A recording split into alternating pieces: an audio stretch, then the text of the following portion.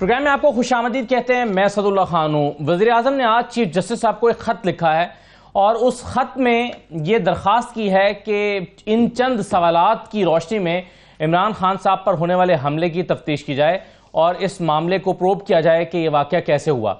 ये जो ख़त आज लिखा गया है, इसके जो 5 अहम सवालात हैं वो हम ज़रा आपके सामने सबसे पहले रख देते हैं ताकि फिर हम देख सकें कि ये मामला जो बेसिकली सजेशन थी पहले प्राइम मिनिस्टर साहब की और उससे इत्तेफाक किया था प्रेस कॉन्फ्रेंस में अपने खिताब में इमरान खान साहब ने। तो ज़रा देखिए क्या 5 सवालात आज चीफ जस्टिस साहब को भेजे हैं, निकात भेजे हैं कि इन सवालात पर बात हो सकती है। सवाल नंबर 1 यह है कि काफिले को सिक्योरिटी फराहम करने की जिम्मेदारी कौन सी कानून नाफिज करने वाली एजेंसियां थीं? आया काफिले को महफूज बनाने के लिए सिक्योरिटी प्रोटोकॉल्स और दीगर एसओपीज बनाए गए और क्या इन एसओपीज पर अमल दरामद किया गया? दूसरा सवाल वज़ीर आज़म की तरफ से चीफ जस्टिस साहब को भेजा गया है कि वाकये के हकायक क्या हैं? जाए वकुआ पर 1 से ज़ायद शूटर्स की रिपोर्ट्स, जवाबी फायरिंग, मुतासर अफराद की कुल तादाद और उनके जख्मों की नौयत वगैरह क्या है? तीसरा सवाल यह है कि क्या वाकये के बाद कानून नाफिज करने वाले इदारों और इंतजामी हुकाम ने तयशुदा तफ्तीश, शवाहिद जमा करने के अमल और हैंडलिंग प्रोसीजर्स पर अमल किया? अगर ऐसा नहीं हुआ तो फिर क्या प्रोसीजरल कोताहियां हुई और इनका जिम्मेदार कौन सी इंतजामी अथॉरिटीज, कानून नाफिज करने वाली एजेंसियां या सूबाई हुकूमत के हुकाम हैं? चौथा सवाल वज़ीर आज़म की तरफ से जो भेजा गया है चीफ जस्टिस को अपने खत में, वो ये है कि क्या वाकये की तहकीकात में जानबूझकर रुकावट डाली जा रही है? अगर ऐसा है तो किन एक्टर्स की जानिब से ऐसा किया जा रहा है और क्यों किया जा रहा है? पांचवा सवाल शायद ऐसा है कि जिससे पाकिस्तान तहरीक इंसाफ को भी इख्तलाफ नहीं होगा, और वो ये है कि क्या फायरिंग का अमल पीटीआई सरबराह को कत्ल करने की मुजरिमाना साजिश का नतीजा था या फिर अकेले शूटर का इकदाम था? दोनों सूरतों में जिम्मेदार एक्टर्स कौन हैं? ये 5 सवालात चीफ जस्टिस साहब को खत लिखकर भेजा गया है वज़ीर आज़म साहब की तरफ से। तो प्रोग्राम में हम सबसे पहले इसी खत पर बात कर लेते हैं और ये उठाए गए सवालात पर बात कर लेते हैं और ये कमीशन किस तरह का होगा। क्या इन्हीं सवालों की रोशनी में जो जुडिशल कमीशन है उसको काम करना होगा या वो अपना दायरा कार खुद मुतय्यन कर सकता है? क्या ये TORs हैं या कुछ और है या सिर्फ सजेशंस हैं? तो इन पर आज प्रोग्राम में सबसे पहले बात कर लेते हैं। फिर आज राना सनाउल्लाह साहब ने FIR के मामले में एक तंज किया हुकूमत को। उन्होंने कहा कि FIRs रोजाना लाखों हजारों FIRs फेक झूठी FIRs होती हैं। मैं खुद वज़ीर कानून रहा हूं, जानता हूं, ये एक झूठी FIR नहीं करा सके। आज FIR के मामले पर भी बहस होती रही है। इमरान खान साहब ने इसको मुस्तरद कर दिया है, उस पर भी हम बात करेंगे। कुछ गवर्नर राज की बातें हो रही हैं, कुछ आजम सवाती साहब के मामले पर मुस्तफ़ा नवाज खोखर साहब ने ट्वीट्स की और उनकी पार्टी ने, अपनी ही पार्टी ने उनसे उनका आज़ादी इजहार राय छीन लिया। ये क्या मामला था, इन सब पर गुफ्तगू करते हैं। मेरे साथ आज के प्रोग्राम में राजा आमिर अब्बास साहब मौजूद हैं स्टूडियोज़ में। राजा साहब बहुत शुक्रिया, आपको खुशामदीद कहते हैं। आलिया हमजा साहब हमारे साथ मौजूद हैं, पाकिस्तान तहरीक इंसाफ की रहनुमा है, और कामरान मुर्तज़ा साहब हमारे साथ मौजूद हैं, कानूनदान हैं और जमीयत उलमा इस्लाम के साथ आपका ताल्लुक भी है। तमाम मेहमानों को खुशामदीद। ये जो सवालात रखे हैं राजा आमिर अब्बास साहब, ज़रा इस पर तो रोशनी डालें सबसे पहले कि ये TORs हैं या तजावीज़ हैं, क्या इनका पाबंद होगा जो भी कमीशन बनता है?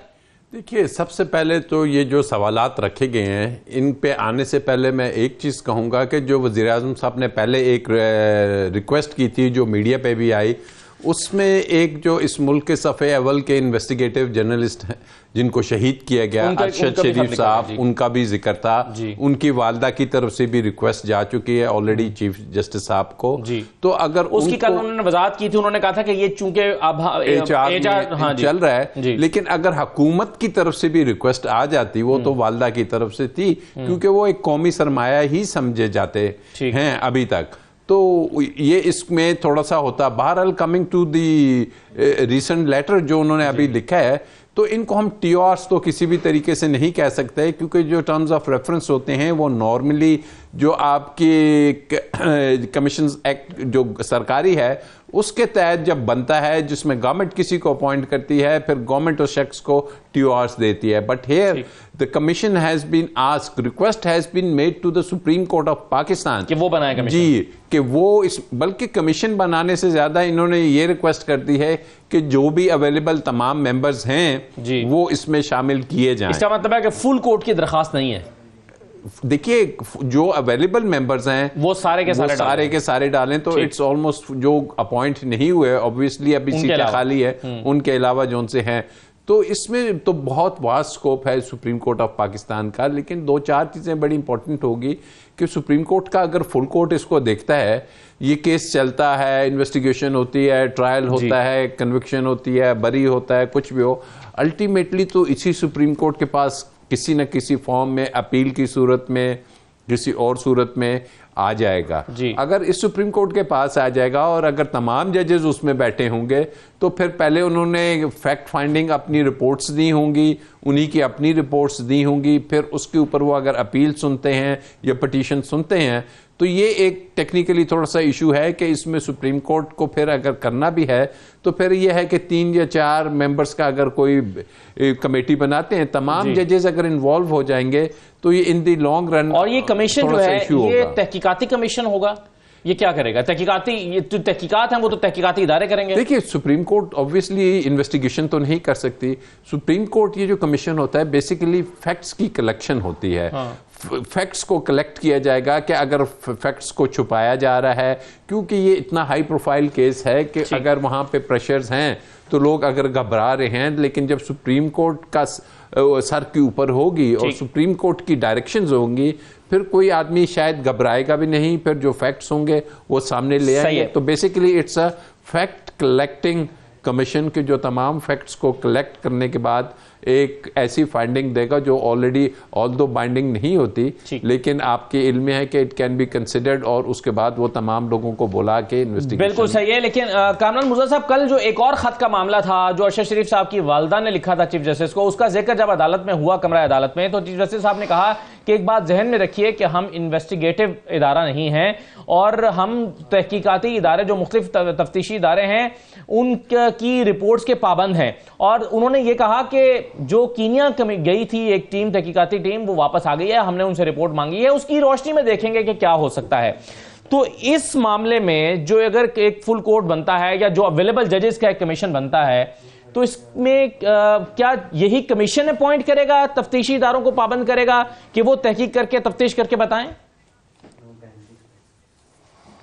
देखिए, गवर्नमेंट रिक्वेस्ट कर सकती है कमीशन बनाने की चीफ जस्टिस ऑफ पाकिस्तान से भी और हाई कोर्ट के रिस्पेक्टिव जो चीफ जस्टिस साहबान हैं, और उसके बाद उनकी मर्जी है कि वो उससे एग्री करें या माजरत कर लें, ये भी उनकी मंशा है चीफ जस्टिस साहबान की। तो मामला चूंकि इतना जो है ना हाई प्लेयर है, तो उसमें शायद सारे डिफेंसिव हो गए हुए हैं और वो बैक फुट पे आके जो है ना वो कर रहे हैं। अदरवाइज तो ये अदालतों का काम नहीं है कि वो इन्वेस्टिगेट करें या इस तरह से इंक्वायरी अगर फर्ज करें कर भी लें, कमीशन बन भी जाए, तो उसका बाइंडिंग इफेक्ट क्या होगा, इवन गवर्नमेंट उससे एग्री करे, गवर्नमेंट उससे एग्री न करे, तो ये बहुत सारे ऐसे सवाल आते हैं। मगर स्टिल चूंकि मामला ऐसा है कि इसमें दोनों तरफ से इल्ज़ाम आ रहे हैं और बड़े संजीदा किस्म के इल्ज़ाम आ रहे हैं और इनको रिजॉल्व करना ज़रूरी है ताकि लोगों को पता चले कि हक़ाइक़ क्या है। तो फुल कोर्ट तो मुमकिन नहीं हो सकती। फुल कोर्ट तो अदरवाइज भी एक और उसका पहलू ये है कि फुल कोर्ट अगर सारी यहाँ बैठ जाए तो फिर पब्लिक के लिए क्या बचेगा, फिर कोई और काम करने के लिए नहीं बचेगा। इमरान खान साहब, शहबाज शरीफ साहब और ये दूसरे पॉलिटिशियन, इनके सारे मामला जो है ना वो डील करते रहे, तो फिर 22 करोड़ 23 करोड़ लोग जो है ना वो क्या करेंगे। तो जो भी वन मैन कमीशन, क्या ये मुमकिन है कि अदालत जो है वो फुल कोर्ट की दरखास्त तो मुस्तरद कर दे, लेकिन 5 रुकनी या 7 रुकनी बेंच बना दे, या बेंच नहीं होगा कमीशन बना दे? इनफैक्ट कमीशन बना दे, ये अब स्वाबदीद है चीफ जस्टिस साहब की। मुस्तरद करना और बात है, माजरत करना इसको आप इस तरह से कह दीजिए कि जी ये इन हालात में मुमकिन नहीं है कि तमाम जजेस एक ही काम पे बैठ जाएं। तो ये कहा जा सकता है कि हम इसके लिए माजरत करते हैं, बाकी हमारे जो है ना फर्ज कर लीजिए कोई सीनियर जज बैठ जाता है या कोई अच्छा जज जो भी क्रिमिनल साइड पे, तो वो इम्कानात में है, मगर वो अब ये स्वाबदीद है चीफ जस्टिस साहब की। तो बहरहाल ये काम करने का था, जो तफ्तीश के अदारे हैं उनका काम था, पंजाब पुलिस के करने का काम था, फिर तफ्तीश के दीगर अदारे भी हैं, इसमें क्राइम ब्रांच भी है, CID भी है और बहुत सारे अदारे हैं, प्रोविंशियल लेवल पे है, और गवर्नमेंट भी उनकी अपनी है, तो किसी तरह से भी उसमें वो किया जा सकता था। मगर स्टिल जो है ना वो चूंकि इसमें ऐसे लोगों के नाम आ रहे हैं जो फर्ज करिए कि बहुत अहम ओहदों पे फायज हैं, तो अगर इमरान खान साहब ये चाहते हैं तो बना लीजिए। ये 5 सवाल जो भेजे गए हैं, इसमें इनसे चीफ जस्टिस साहब को इमरान खान साहब से ये भी पूछना चाहिए कि वो कुछ ऐड करना चाहते हैं इसमें, थ्रू रजिस्ट्रार पूछ लें, टेलीफोनिकली पूछ लें, थ्रू लेटर पूछ लें, और उनके सिग्नेचर से आए जो भी उसमें वो ऐड करना चाहते हैं, ताकि आवाम को ये पता चले कि असल हक़ाइक़ क्या है, और इस सारे मामले का दूध और पानी का पानी होना चाहिए। बिल्कुल सही है। एक एफआईआर चाहते थे इमरान खान, वो तो उनकी मर्जी से नहीं हुई, लेकिन क्या इमरान खान साहब भी अपनी तरफ से कमीशन को एक खत लिखकर या सुप्रीम कोर्ट को खत लिखकर दरखास्त कर सकते हैं कि जी आप हमारी तरफ से भी ये सवालात इसमें शामिल कर लें और फिर आप एक कमीशन बना दें? आलिया साहबा, ये वेलकम किया था इनिशियली इमरान खान ने, जो तजवीज़ थी शहबाज शरीफ साहब की, वज़ीर आज़म की। अब ये जिस तरह जो खत लिखा गया है, इस पर तो जाहिर है आपको कोई एतराज़ नहीं होगा, ऐसा ही है? बिस्मिल्लाहिर्रहमानिर्रहीम। थैंक यू असदुल्ला साहब। असदुल्ला साहब, मैं सिर्फ 2-4 बातों के मैं इस सारी बात का जवाब दे देती हूँ। हमारी डिमांड क्या थी और खान साहब ने कहा क्या था? 4 हमारी डिमांड थी कि सुप्रीम कोर्ट का जो लार्जर बेंच होगा वो 4 चीज़ों को इन्वेस्टिगेट करेगा। खान साहब पे हमला होने का, अरशद शरीफ साहब की शहादत का, साइफर का और आजम सवाती साहब को टॉर्चर और उनकी प्राइवेट वीडियोस का। ये हमारी 4 डिमांड्स थी, और उन डिमांड्स के ऊपर जो खान साहब ने ये कहा था, उन्होंने जिन 3 लोगों को नॉमिनेट किया था, उन्होंने ये कहा था कि पहले वो रिजाइन दे, इसलिए वो रिजाइन दे ताकि वो इन सारी चीजों के ऊपर असर अंदाज ना हो सके, क्योंकि खान साहब को ये लगता था कि इन सारी बातों के ताने बाने इन्हीं 3 लोगों से मिलते जुलते हैं। जो बात यहाँ पर सारी हो रही है ना कि जी खान साहब की मुद्दत में नहीं हुआ, पुलिस की मुद्दत में हो गया, तो मैं जरा याद करा दूं, लियाकत अली खान साहब से लेकर मॉडल टाउन तक के केसेस में पुलिस खुद मुद्दई बनकर गुमनाम मुजरिमों के खिलाफ पर्चा काटती रही। बिल्कुल यहाँ पर भी ऐसे ही हुआ है, जबकि यहाँ ना मुजरिम गुमनाम थे और ना हमें पुलिस की मदयत चाहिए थी। तो मैं सिर्फ इतना पूछना चाहती हूँ कि क्या कोई जवाब दे सकता है इस बात का कि किसने हमारी मुद्दत के बजाय पुलिस की मुद्दत के अंदर पर्चा काटने के ऊपर जोर डाला? ये तो परवेज इलाही जवाब दे सकते हैं। आलिया साहबा, आपने उनसे पूछा भी होगा, वो आए भी थे मिलने इमरान खान साहब से। या आपको भी पता है ये आपका शिकवा तो परवेज इलाही साहब से बनता है। अब मैं उसी बात पर सुन लेना, चले इस पर फिर आप बता दें मैं किससे शिकवा करूं कि अरशद शरीफ साहब की जो पोस्टमार्टम की रिपोर्ट है वो इतने दिन हो गए और उनकी वालदा को मिलने के लिए भी उसमें रुकावट है। खान साहब के कातिलाना हमले के केस के जो गिरफ्तार मुलजिम है, उनकी दूसरी और तीसरी वीडियो किसने रिकॉर्ड की और किसने रिलीज की है? यही तो सारे सवाल हैं। यही तो वो बात है कि यहाँ पर कौन सा ऐसा सिसिलियन माफिया है जो इतना ताकतवर है कि ना पंजाब हुकूमत की कोई सुनी जाती है, ना केपी के हुकूमत की कोई सुनी जाती है, ना पंजाब पुलिस कुछ कर सकती है। लेकिन आलिया साहब, आपको पता है आज राना सनाउल्लाह साहब ने आप पर एक जुमला कसा है। उन्होंने कहा है कि उन्होंने कहा है राना सनाउल्लाह साहब ने कि एक झूठी एफआईआर आप नहीं करा सके, रोज कराते थे जब हम लॉ मिनिस्टर था मैं, तो मुझे पता है कि ये हुआ करती थी। आप एक झूठी एफआईआर कराना कोई मसला ही नहीं है, आप एक झूठी एफआईआर नहीं करा सके। राना सनाउल्लाह साहब सुन लीजिए जरा पहले, उन्होंने कहा क्या, सुनवाइए जी। इससे इनको अपनी औकात मालूम हो जानी चाहिए। पंजाब में झूठी एफआईआर दर्ज करवाना कोई मसला नहीं है।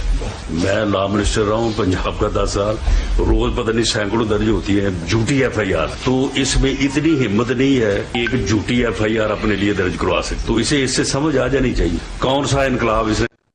जब राणा साहब लॉ मिनिस्टर थे तो रोजाना सैकड़ों हजारों एफआईआर दर्ज होती थी झूठी, आप एक झूठी एफआईआर दर्ज नहीं करा सके। आलिया साहब, ये उन्होंने असल में ना सच्ची बात उनके मुंह से निकल गई है, और उनके मुंह से ये भी निकल गया कि कितने बड़े मुजरिम आला को हमने वजीर दाखिला, वफाकी वजीर दाखिला बनाया है, जो सरे आम इस चीज को एक्सेप्ट करता है कि 14 लोगों को उसने गोलियां मारी और उसके बाद एफआईआर कटी किन लोगों पे, जो वहां पर जो तहरीके जो तारुल कादरी साहब के रहनुमा थे उनके ऊपर, और आज तक वो मुकदमे भुगत रहे हैं। बिल्कुल इसी तरह से जो 20 कत्ल उन्होंने फैसला फैसलाबाद में किए थे, जो आबिद शेर अली साहब के फादर ने बताए थे, और मकतूल के ऊपर उन्होंने FIR काट ली थी। तो ये हम उनका वाकई इस चोरी चकारी लूटमार मुल्जिमपन, ये जो लोगों के ऊपर तशद्दुद करना है, लोगों के साथ जुल्म ज्यादती करनी है, मकतूल के ऊपर FIR जमा करानी है और जाली FIR करनी है, उसमें PTI वाकई इन 2 नंबर लोगों का मुकाबला नहीं कर सकती है। और जितनी वो बातें आकर कर रहे हैं ना, मगर आज देखिए ना, सहाफियों की मुलाकात हुई आलिया साहबा, आज इमरान खान साहब से बहुत सारे सवाल किए गए, अपने माइंडसेट को लोगों के सामने। आज लाहौर में हमारे दोस्तों की मुलाकातें हुई हैं जी। देखें, मेरा सवाल यह है कि जो मुलाकात हुई उसमें बहुत सारे सवाल इमरान खान साहब से पूछे गए और उसका उन्होंने जवाब दिया। एक सवाल को 3 मरतबा पूछा गया, लेकिन वो हर मरतबा उसको गोल कर गए, और वो सवाल था परवेज इलाही साहब से मुतालिक कि आपका FIR के मामले में परवेज इलाही साहब से इख्तिलाफ है, और वो उसको घुमा देते थे, तो उसका वाज़ेह तौर पर उन्होंने जवाब नहीं दिया। तो जाहिर है ये इख्तिलाफ अगर आपका बनता है तो वक्त के वज़ीर आला ही से बनता है ना, जो आपकी FIR नहीं करा सके। इसका मतलब है कि या तो वो करना नहीं चाहते या वो जो है वो कर नहीं सकते, 2 ही सूरतें हो सकती हैं। असदुल्ला साहब, असल में यहाँ पर बात जो है ना, मैं बिल्कुल क्लियर वर्ड्स में बता देती हूँ। यहाँ पर जो नामालूम अफराद है ना, हुआ ये है कि अवाम के सामने वो मालूम अफराद है, इसलिए अवाम को इस वक्त ये कोई एम्बिगिटी नहीं है, और ना खान साहब को कोई एम्बिगिटी रह गई है कि वो कौन था जो ये सब कुछ FIR दर्ज नहीं करा सकते। छोड़ दीजिए ना, फिर लॉन्ग मार्च करें, हम अपनी हुकूमत के ऊपर डाल दें। हुकूमत पंजाब में हुकूमत करने का फायदा क्या है? एक बात सुन लें, मैं सिर्फ आपको इतनी सी बात बता दूं, मसला ये नहीं है। मसला ये है कि इस मुल्क के ऊपर वही ताकतवर माफिया रूल कर रहा है जिसने लियाकत अली खान की असैसिनेशन तो कर दी, लेकिन नामालूम अफराद के ऊपर FIR कट गई। उन्होंने जुल्फकार अली भुट्टो की असैसिनेशन तो कर दी, लेकिन पता ही नहीं चला कि किस मसले के ऊपर फांसी होगी है। बिल्कुल इसी तरह से जैसे FIR की बात हो रही है, इसको इमरान खान साहब ने करार दिया गया। बात तो ये थी कि खान साहब को भी इन्होंने, जो इनका स्क्रिप्ट था, जो उस बंदे ने अपने रटे रटाए स्क्रिप्ट में बोला कि मैंने खान साहब को खुदा न ख्वास्ता मार दिया, और उसी की बाद में आके इनके सारी लीडरशिप विंडिकेट कर रही है। मैं सिर्फ इतना इनसे कह रही हूं, डरे उस वक्त से जब अवाम के हाथ इनके गरीबानों के ऊपर हो, क्योंकि गमो गुस्सा हमें ये नहीं है, गमो गुस्सा हमें ये कि 75 साल में आज भी ताकतवर है कि मुल्क का फॉर्मर प्राइम मिनिस्टर अपने ऊपर FIR अपनी मर्जी की नहीं करवा सकता। जी बिल्कुल सही है। जो FIR ना होने का ताना राना सनाउल्लाह साहब ने दिया है, उससे पहले मैं आपको जरा ट्वीट्स दिखा देता हूं इमरान खान साहब की। उन्होंने इस FIR को मुस्तरद किया और उन्होंने कहा कि ये जो FIR पुलिस की मुद्दत में हुई है वो इसको मुस्तरद करते हैं। ट्वीट्स देख लीजिए उनकी, और वो मुतालबा कर रहे हैं कि FIR उनकी मर्जी से होनी चाहिए, जो कि उनकी अपनी हुकूमत में नहीं हो सकी। और राना सनाउल्लाह साहब ने उनको कहा कि मैं लॉ मिनिस्टर था तो हम सैकड़ों रोजाना, ये तो नहीं कहा कि मैं कराता था, लेकिन उन्होंने कहा कि हमें पता है सैकड़ों झूठी FIR होती थी और ये कोई मसला ही नहीं है। ये कामरान मुर्तज़ा साहब, ये कन्फेशन है, ये ताना है इमरान खान को जो मारा गया पंजाब हुकूमत को, उनकी कमजोरी की तरफ, ये क्या है? आप इसको कैसे लेते हैं? वैसे नहीं, ये कन्फेशन नहीं है, कन्फेशन इसको स्ट्रेच करके ना बनाइए। ये होता है, ये लोग जो है, ये पंजाब में स्पेशली और बाकी सूबों में भी ये ट्रेंड है कि वो जो है ना, वाक़या असल होता है मगर उसमें जो मुलजमान हैं और उसमें जो लोग जिस तरह से गवाह डाल देते हैं वो झूठे हुआ करते हैं। तो वो झूठ की अमेजिश जो है ना वो हुआ करती है। ये हमारे माशरे का, ये हमारे कल्चर का जो है ना एक FIRs के हवाले से ये कल्चर है। तो ये अब बात तो सिर्फ इतनी सारी है कि ये अगर FIR इनकी मर्जी की नहीं हुई, इनकी अपनी हुकूमत में, हालांकि ये प्रोविंशियल सब्जेक्ट है, तो इसके बाद भी रेमेडी बाकी है। इनको जो कुछ करना है 22A की दरख्वास्त दे दें, आर्टिकल 199 में चले जाएं, प्राइवेट कंप्लेंट फाइल कर लें, मगर किसी का नाम जब ले रहे हैं, किसी को इम्प्लीकेट कर रहे हैं, तो अगर फर्ज कर लीजिए कि कल उसको प्रूव न कर पाए तो उसके अपने कॉन्सिक्वेंसेस हुआ करते हैं। ये सोच लें, समझ लें, और उसके बाद जो मर्जी करें। मैं अगर फर्ज करिए कि मैं अगर उस एंड पे होता, डिफेंड करने वाले एंड पे होता, तो मैं 1 मिनट में जो इमरान खान साहब कह रहे हैं वो FIR उनको कहता कि लिखवाइए, उनके सिग्नेचर से ले लेता, और उसके बाद जो है ना उनको कहता या उनके जो बाकी गवाह हैं उनको 160 का नोटिस देता कि लाओ इसके सबूत लाओ। सबूत इनके पास कोई भी नहीं है, सिर्फ इनके पास तकरीरें हैं और इनके पास ट्वीट्स हैं। तो वो तकरीरें और ट्वीट्स जो है ना उससे जो है ना वो क्रिमिनल केस नहीं चला करते या उससे क्रिमिनल केसों में सजा नहीं होती। अल्टीमेटली क्या होना था कि केस साबित नहीं हुआ, जिनके ऊपर इल्जाम लगाया और फिर जिस तरह की एफआईआर चाहते थे उस तरह की एफआईआर हो जानी चाहिए थी। इसमें कोई हर्ज नहीं था। मैं ये समझता हूं, मगर मुझे ये भी लगता है कि ये मैच फिक्स है। ये इल्जाम लगाते जाओ और एफआईआर उस तरह दर्ज न करवाओ ताकि जो है ना वो कल उसके कॉन्सिक्वेंसेस ना भुगतने पड़े। इनको वो कहते हैं शेर बन, अब ये शेर बन के ना ये एफआईआर दर्ज करवाएं, फिर उसके कॉन्सिक्वेंस भुगते भी। तो चूंकि वो एफआईआर जिसका जिक्र हो रहा है वो जरा उसकी वो लाइन में पढ़ देता हूं जिस पर बज़ाहिर अगर मैच फिक्स नहीं है तो एफआईआर की जिस लाइन पर इमरान खान साहब को एतराज हो सकता है या होगा, वो लाइन जरा देख लीजिए। ये चौथी लाइन पर इस एफआईआर की लिखा है कि जब बिल मुकाबिल रेस्क्यू 1122 दफ्तर वजीराबाद बवक्त करीब 4 बजे शाम पहुंचे तो कंटेनर की बाएं जानिब से एक नामालूम शख्स जिसका नाम बाद में नवीद वल्द बशीर कौम महर सकना सोदरा जिला वजीराबाद मालूम हुआ ने पिस्टल से फायरिंग शुरू कर दी, जिसके नतीजे में जुलूस में शामिल फलां फलां फलां जख्मी हो गए और एक शख्स दम तोड़ गया। तो ये मेरा ख्याल है ये लाइन है जिसके ऊपर इमरान खान को एतराज है। बाकी तो जो वाकया है वो सारा इसमें रिपोर्ट हुआ है।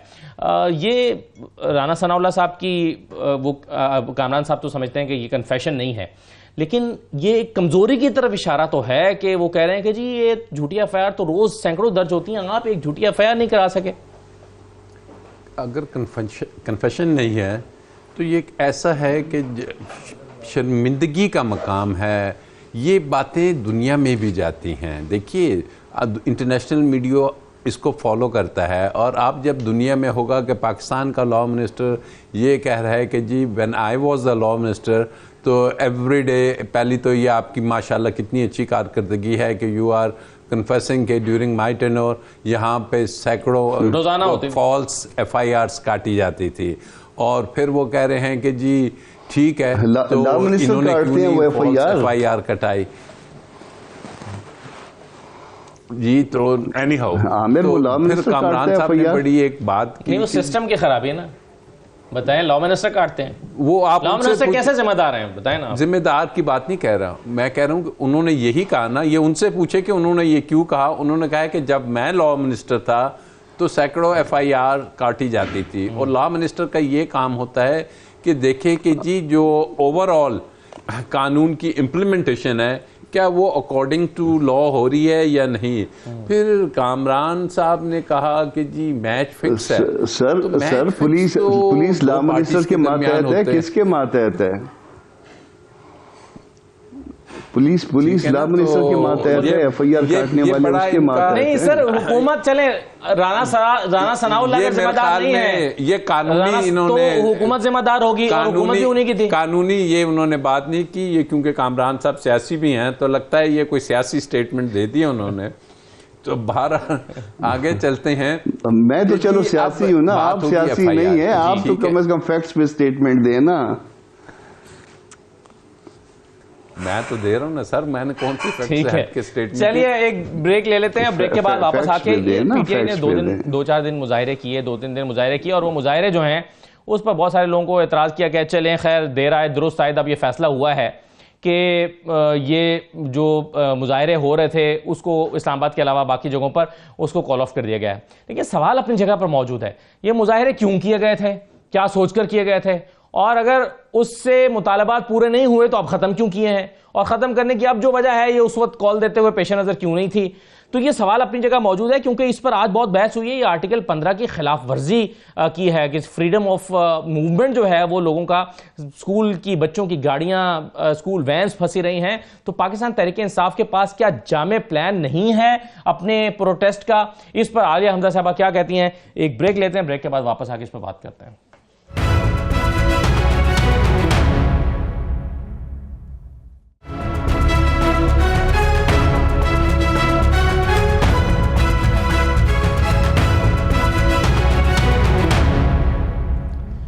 ब्रेक के बाद दोबारा खुशामदीद कहते हैं। आप अभी आलिया साहबा आपने 3-4 अपने मुतालबात बताए कि हमारे ये सब मुतालबात थे, उसके लिए आप मुजाहरे कर रहे थे, FIR आपकी मर्जी की काटी जाए, लोगों जिनके नाम आप शामिल चाहते हैं उनके शामिल किए जाएं, वो सब नहीं हुआ। इसके बावजूद आपने मुजाहरे खत्म कर दिए। मुजाहरे इतने जानदार भी नहीं थे, 15-15, 20-20 या 40-50 लोगों की टोलियां मुख्तलिफ जगहों पर बैठकर पुलिस की निगरानी में मुजाहरे कर रही थी, जिसकी वजह से पूरा रावलपिंडी शहर और कई शहरों में बहुत सारे प्रॉब्लम हुए, स्कूल वैन्स फंसी रहीं और उसकी जस्टिफिकेशंस दी जाती रहीं। फयाजुल हसन चौहान साहब ने कहा कि कुर्बानी देनी पड़ती है, ये तो फिर होता है, लेकिन अब आपने इसको कॉल ऑफ कर दिया है, बावजूद इसके कि आपके मुतालबात पूरे नहीं किए गए।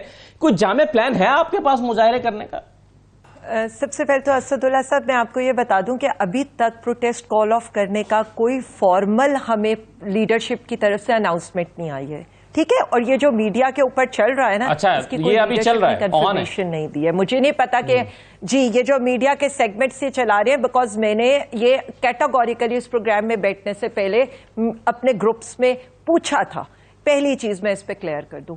दूसरी चीज, हमारा प्लान इज क्लियर। हमारा प्लान वही है कि शाह साहब एक प्रोटेस्ट को लीड करेंगे GT रोड से, असद उमर साहब फैसलाबाद डिवीजन को लीड करते हुए रावलपिंडी पहुंचेंगे और हमारे तीनों लीडर्स परवेज खटक साहब, अली अमीन साहब, मुराद सईद साहब और उनके साथ हमारे KPK के जो CM साहब है वो वहां से लीड करते हुए इस्लामाबाद पहुंचेंगे। इसी तरह से गिलगित बल्तिस्तान और आजाद यही प्लान था, बिल्कुल सही है, जो हमारे यही प्लान था, मगर ये फिर ये रावलपिंडी को बंद करने का 15 जगहों पे मुजाहरा करके सड़कें बंद करने का मंसूबा कहां से बीच में आया?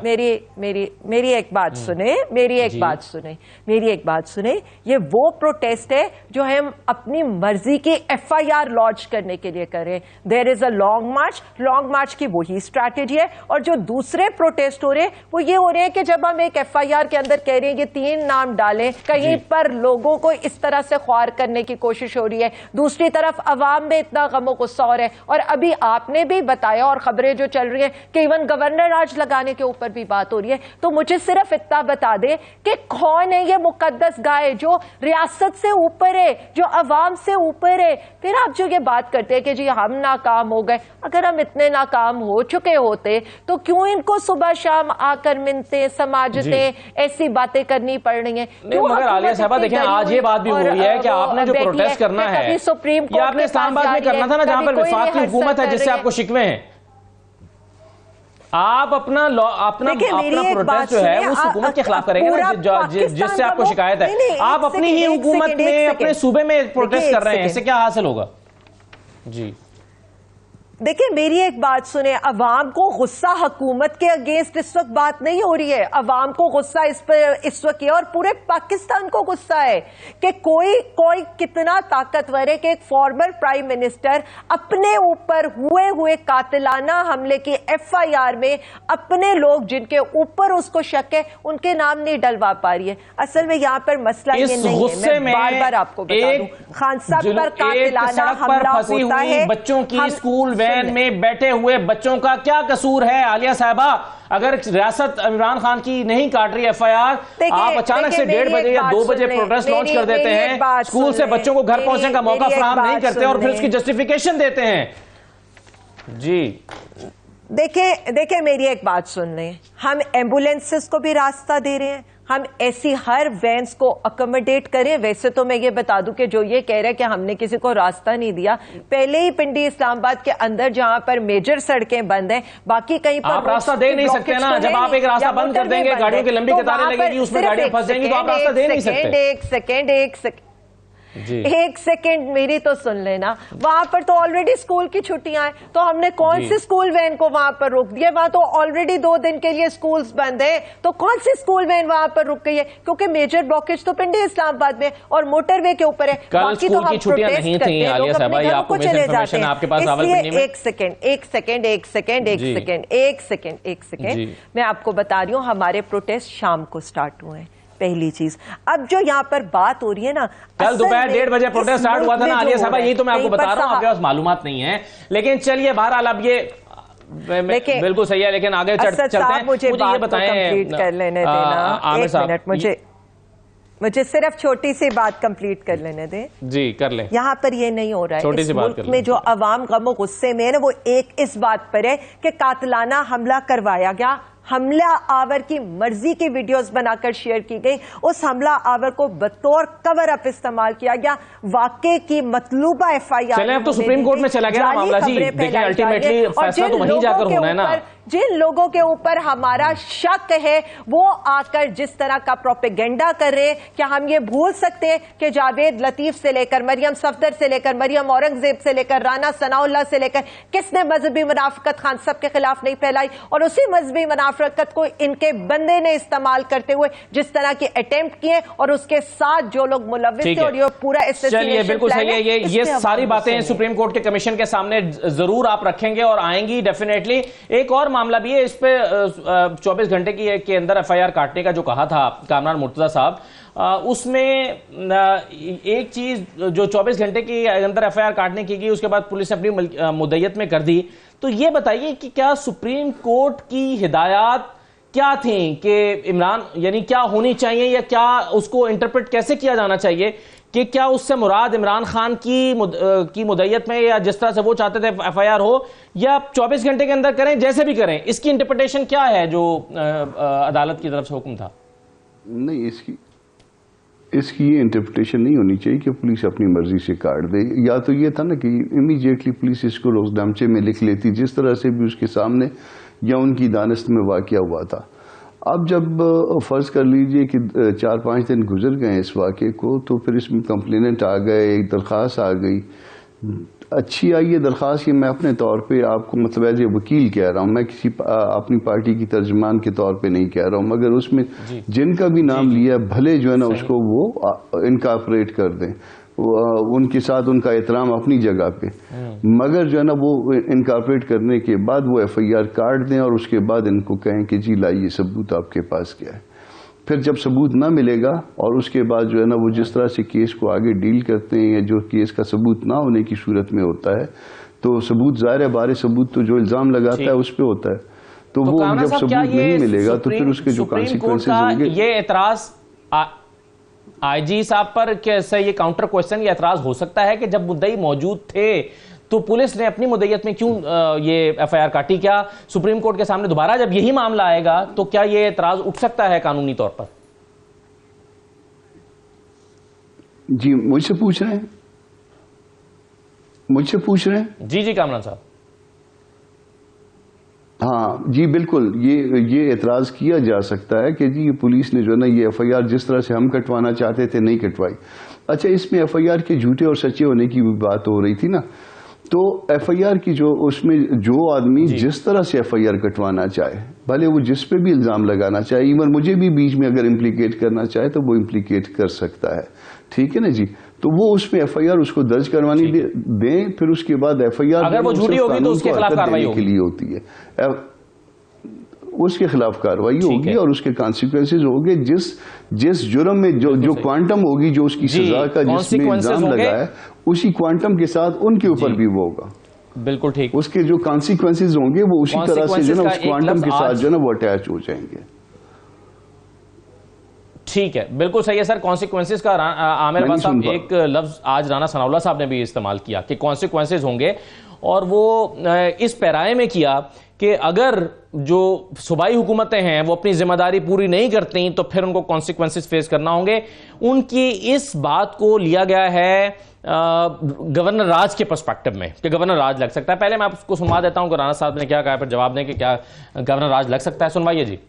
वजारत दाखिला ने इन राइटिंग जिम्मेदारी KPK और पंजाब को जो है ये याद दिलाई है, और साथ उन्हें ये भी लिखा है कि आज तीसरा दिन है, लाखों नहीं करोड़ों की तादाद में लोग चंद 100 शरपसंद एहतजाजियों के एहतजाज की वजह से ज़लील और रुस्वा हो रहे हैं। सूबाई हुकूमतें अपनी आईनी और कानूनी जिम्मेदारी पूरा करें। अगर उन्होंने इस बात को सीरियसली ना जाना तो इसके कॉन्स्टिट्यूशनल कॉन्सिक्वेंसेज होंगे। क्या कॉन्सिक्वेंसेज हो सकते हैं वैसे? देखिए, जो बात हो रही है, पहले तो था कि जी एफआईआर की कॉन्सिक्वेंसेज होंगे कि वो नाम उसमें आ जाने चाहिए थे। एक कामरान को पता है कि जनाब जब आती है कंप्लेंट तो उसका रिसीव करता है थाने का अमला, उसको भले से एफआईआर में इंदराज करे या नहीं, उसको कंप्लेन को, उस बयान को जो आया है उसको रिसीव करके रोजनामचे में एंट्री करते हैं। अगर ये तमाम चीज़ें उसने की हुई हैं तो फिर ये चीज़ें कल को नहीं की हुई हैं, हाँ अगर नहीं की तो फिर इस पे सुप्रीम कोर्ट अगर कमीशन बैठा है या इन्वेस्टिगेशन, दिस शोज के मैलिफाइडी ऑन द पार्ट ऑफ जो पुलिस है कि जनाब क्यों आपने कम से कम, चलें एफआईआर नहीं काट रहे, आप उसको रोजनामचे में इंदराज कीजिए, उसको नंबर लगाइए, ये चीज़ रिकॉर्ड पे रख लें कि ये चीज़ आई है। अब जो ये राणा साहब बात कर रहे हैं, राणा साहब तो बात कर रहे हैं कि जी उसके कॉन्स्टिट्यूशनल कॉन्सिक्वेंसेज होंगे। किस चीज़ के कॉन्स्टिट्यूशनल कॉन्सिक्वेंसेज होंगे? गवर्नर की जो वो बात कर रहे हैं, गवर्नर राज की बात, कोई इमरजेंसी की बात, तो अगर आइन में आप देखते हैं तो उसमें तो है कि जी कोई इकोनॉमिक क्राइसिस है, कोई ऐसी लॉ एंड ऑर्डर के जी बिल्कुल मुमकिन ही नहीं रहा। क्या एक जो है कि रावलपिंडी पूरा पंजाब है क्या? पंजाब तो इतना बड़ा है, अगर यहाँ पे एक या दो रोज़ का कोई ऐसा आता है क्या इस मुल्क में? इससे पहले जोन से हैं, अगर कॉन्स्टिट्यूशन में ये भी मौजूद है कि आपको इकट्ठा होने का, असेंबली का भी एक आईनी राइट है जी। बिल्कुल इस चीज़ पे है कि आप रोड्स को ब्लॉक ना करें, और गालिबन इस चीज़ को उनको कंसिडर भी करना चाहिए कि अगर मोटरवे है तो वो क्यों ब्लॉक हो रही है, उस पर तो हर किसी ने ट्रेवल करना है। तो ये बट अगेन इस चीज़ को अगर उससे कनेक्ट किया जा रहा है कि जी कोई governor Raj, I don't think so कि किसी भी तरीके से इसमें आइन में इस किस्म की कोई सिचुएशन हो कि जी रोड बंद हुई है तो गवर्नर राज लग गया। दैट इज एक वो जिसको कहते हैं कि एक उनको गवर्नर राज लगाने के लिए वैसे मेरा ख्याल है कि सूबे की रिकमेंडेशन और सदर की जो है वो अप्रूवल जरूरी है। तो ना पंजाब हुकूमत अगर ना वहां से असेंबली से करारदाद आती है, ना रिकमेंडेशन आती है, और ना सदर साहब करते हैं, तो गवर्नर राज कैसे लग सकता है? गवर्नर आज ऐसी लग सकता है कि जनाब वो असेंबली में जाके फिर वही काम किया जाए कि जी असेंबली को पहले खत्म किया जाए, चैलेंज हो जाएगा कोर्ट में। नहीं, ये है कि जी और भी तरीके आते हैं ना, वो सिंध हाउस तो आप भूल गए शायद वो जैसे बाकी हमजा ने वोट लिए थे। सही है, तो ये चीजें हैं। चले मैं जाते जाते आपको सिर्फ वो आर्टिकल 15 दिखाता चलूं स्क्रीन पर, क्योंकि जो आज कहा है ब्रेक पर जाते जाते, इनफैक्ट प्रोग्राम अभी हमारा जारी है, ब्रेक पर जाते जाते क्योंकि जो खत भेजा गया है एक और जो विफाक की तरफ से, उसमें कहा गया है कि ये फ्रीडम ऑफ मूवमेंट आर्टिकल 15 की खिलाफ वर्जी है। और आर्टिकल 15 जो है वो आप स्क्रीन पर देख रहे हैं, वो इंश्योर करता है हर शख्स की एक उसको फ्रीडम को कि वो मूव कर सके, और मोटरवेज बंद करना, सड़कें बंद करना, ये कोई भी सियासी जमात करे ये नहीं होना चाहिए। और ये जो है कि हम एम्बुलेंसेस को रास्ता दे रहे हैं, ये मुमकिन नहीं रहता, क्योंकि जब गाड़ियों की लंबी कतारें लगती हैं एक शहर में और पूरा शहर जाम हो जाता है, तो गाड़ी वहां तक पहुंचेगी जहां पर बैरियर लगाया गया है मुजाहिरीन की तरफ से, तो ही उसको रास्ता दिया जाएगा ना। तो ये मुमकिन नहीं रहता। कल 5 घंटे कल स्कूल टाइम पर यह हुआ। बहरहाल हम एक छोटा सा ब्रेक लेकर वापस आते हैं और देखते हैं कि मजीद जो चीज़ें हो रही हैं फ्रीडम ऑफ एक्सप्रेशन के हवाले से वो क्या हैं, और मुस्तफ़ा नवाज खोखर साहब के साथ क्या हुआ है। ब्रेक के बाद वापस आते हैं।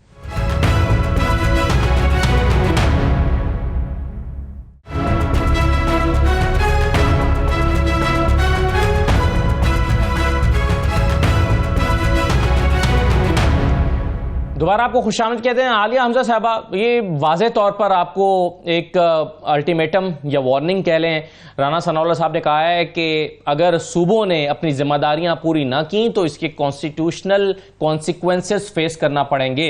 अब इसकी तशरीह कुछ लोग ये कर रहे हैं कि गवर्नर राज भी लग सकता है। सूबे अपनी जिम्मेदारियां राना सनाउल्लाह साहब के बकौल पूरी नहीं कर रहे, क्यों?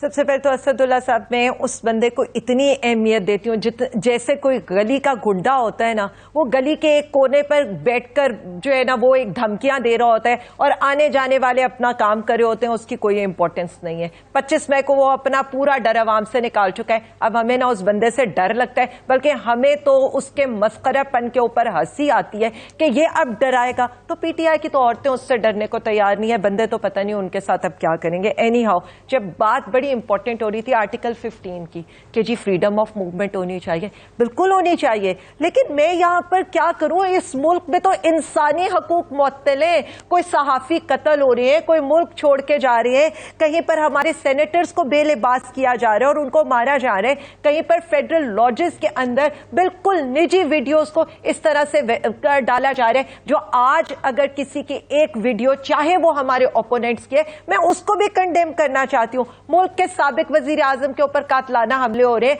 अवाम को फितना कह के, अवाम को जत्थे कह के उनको धमकियां दी जा रही हैं, पंजाब को या केपीके को गवर्नर राज लगाने की धमकियां दी जा रही हैं। यहां पर आज इन्होंने अल्लामा इकबाल साहब की पैदाइश की खुशी में एक छुट्टी तो अनाउंस कर दी है। मेरा इनसे सवाल है, वो कौन थे जिन्होंने रात के 3 बजे उनकी बहू के घर, उनकी बेटी के घर फलांग कर उनके चादर और चारदीवारी के तकद्दुस पामाल किए थे? आपने जिस मुस्तफा खोखर साहब की बात की है, मैं सिर्फ सवाल तो मेरा बिलावल जरदारी से होगा, मेरा पीपल्स पार्टी से होगा, जो इंसानी हकूक के चैंपियन बनते थे। आज उनसे सिर्फ ये बर्दाश्त नहीं हुआ कि एक बंदे ने ये कहा है कि किसी सेनेटर के साथ ये इंसानी हकूक के खिलाफ वर्जी ना करो, और आपने उसे जी हाँ बिल्कुल। और अगर आप इजाजत दें तो मैं मुस्तफा नवाज खोखर साहब की ट्वीट जरा दिखा देता हूं जो उन्होंने की है। उन्होंने कहा है कि आलिया साहब सिर्फ मुझे इतना ये दिखा देनी चाहिए क्योंकि ये बड़ा इंपॉर्टेंट मामला है। मुस्तफा नवाज खोखर साहब जो हैं उन्होंने कहा कि पार्टी के एक साहब मुझसे मिले हैं और वो समझते हैं कि मैंने पार्टी पॉलिसीज की वायलेशन की है। उन्होंने मुझसे कहा कि मैं रिजाइन कर दूं सेनेट की सीट से और मैं ग्लैडली ये कर रहा हूं, और उन्होंने कहा कि कल वो चेयरमैन सेनेट को अपना इस्तीफा दे देंगे। लेकिन सवाल ये पैदा होता है कि सिर्फ आजम सवाती साहब के हक में आवाज उठाने पर मुस्तफा नवाज खोखर साहब से इस्तीफा ले लिया। पाकिस्तान पीपल्स पार्टी ने जो आज़ादी इजहार राय की एक बहुत बड़ी चैंपियन है। बिल्कुल। अब मुझे अगर वक्त मेरे पास कम रह गया है, कामरान मुर्तज़ा साहब, 1 मिनट में बात कंप्लीट कर लूं, सिर्फ एक लास्ट बात 20 सेकंड में कीजिएगा, 20 सेकंड में, वक्त कम है जी। मैं सिर्फ ये जो करना चाह रही हूँ ना, इस मुल्क में जो सारी सियासत चल रही है ना, वो ऑडियो और वीडियो के ऊपर इस वक्त चल रही है। कोई बोले और उसकी वीडियो आप लीक कर दो, कातिल की भी वीडियो है, मकतूल की भी वीडियो है, किसी सेनेटर की भी वीडियो है, यानी ये मुल्क है इस्लामी जमहूरियत, सारी सियासत वीडियोस पे चल रही है। इसको बिल्कुल अनफॉर्चुनेट है ये। एनआरओ बिल्कुल सही है। आज एक और सियासतदान की वीडियोस के बारे में चर्चा हुई है के लिए भी वीडियो और ऑडियो का कारोबार किया गया। जी बिल्कुल सही है। कामरान मुर्तज़ा साहब, एक तरफ जहां हम ये कह रहे हैं कि फ्रीडम ऑफ मूवमेंट मुतासर हुआ है, आज फिर फ्रीडम ऑफ स्पीच मुतासर हुआ है, वहां पर 25 मई का हवाला आया कि जब लोगों के घरों में घुस घुस कर खवातीन और चार दीवारी का तकद्दुस पामाल हुआ था और बच्चों 13-14 साल के बच्चों के को थप्पड़ मारे गए थे। तो ये इस मुल्क में पिछले कई महीने से हो रहा है, कभी एक पार्टी कर रही है, कभी दूसरी कर रही है। वैसे सुन लीजिए जरा, वीडियो की बात आई तो चेयरमैन नैब की वीडियो किसके दौर में बनी थी, किसने बनवाई थी, किसने उसके नतीजे में ब्लैकमेल किया इतने अरसे चेयरमैन नैब को, ठीक है ना जी। तो ये अभी जो है ना ये सारे दूध के दूल्हे बन गए माशाल्लाह। 25 मई को वैसे बाई दी वे कोर्ट में कोई कमिटमेंट हुई थी ना, आपको भी याद होगी, जिसको अब जो है ना वकील साहब भी नहीं मानते, जिसको अब पार्टी के हेड भी नहीं मानते, उन तक बात पहुंची नहीं, ये तो ऐसे ही घूमते फिरते आ गए। तो अगर सच का म्यार है तो सच का म्यार वही होना चाहिए जो म्यार जो है ना सच के लिए मुकर्रर होता है दूसरों के लिए। अगर अपने लिए आपका कोई और म्यार है और दूसरों के लिए कोई और म्यार है तो उसको कोई मानेगा नहीं। तो म्यार को एक तरह से रखिए और उसके बाद उसके ऊपर बात करिएगा। वीडियो जो है ना वो आप इस तरह से बनाते रहे, इतने बड़े अहम अदारे की सरबराह की बनवाई और उसको फिर चलवाई एक मखसूस चैनल से जो आपका दोस्त चल रहा है उससे चलवाई। बिल्कुल सही है। राजा आमिर अब्बास साहब, ये हम तो किधर को जा रहे हैं? ऑडियो वीडियोस की सियासत और हुकूक की बुनियादी इंसानी हुकूक की पामाली। मुस्तफा नवाज खोखर साहब के साथ क्या हुआ? देखिए, मुझे तो इंतहाई अफसोस हुआ ये जो बात की गई कि जी उन्होंने पार्टी पॉलिसी के खिलाफ, उन्होंने क्या किया है? आजम सवाती साहब के साथ होने वाले वाक़े की मजम्मत की है। तो ये क्या पार्टी पॉलिसी के खिलाफ वर्जी की उन्होंने? कतन नहीं की। अब बात यही है कि जी क्या पाकिस्तान पीपल्स पार्टी की पॉलिसी ये नहीं, मैं उसको बड़े अच्छे तरीके से जानता हूँ। कभी भी पाकिस्तान पीपल्स पार्टी की ये ऐसी पॉलिसी नहीं रही कि अगर कोई शख्स ये आवाज़ बुलंद करता है कि जनाब ये चीज़ें हो रही हैं, ये गलत है। असल चीज़ आपने देखी, आपको एक तो हैरत है कि ये हुआ और दूसरा ये हैरत है कि पीपल्स पार्टी ने ये किया। सख्त हैरत। बहुत शुक्रिया राजा आमिर अब्बास साहब, कामरान मुर्तज़ा साहब, आलिया हमजा साहबा प्रोग्राम में शिरकत करने के लिए। इजाज़त दीजिए, अल्लाह हाफ़िज़।